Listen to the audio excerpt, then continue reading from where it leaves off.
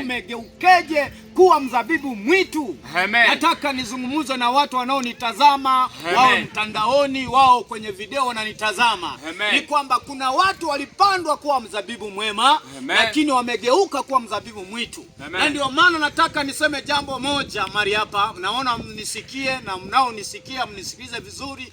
Ya kwamba kuna watu ambao wamebadilika, walipandwa walikuwa vizuri sana, lakini wamebadilika. Matendo yao na tabia yao inakera. Maana tunapoingia kwenye mtandao tunakutana na watu wamevaa nusu uchi. Yaani inasikitisha, inauma. Maana hao walipandwa. Nataka nikwambie usiige tabia mbovu za kwenye mtandao. Kuna watu wengine wanavalia vimini, wanavalia visiketi vifupi, wanatembea uchi. Lakini na wewe unaiga, unakuwa mzabibu mwitu ambao wewe tayari umebadilika. Wewe ulipandwa kwa mzabibu mwema, kwa nini umegeuka?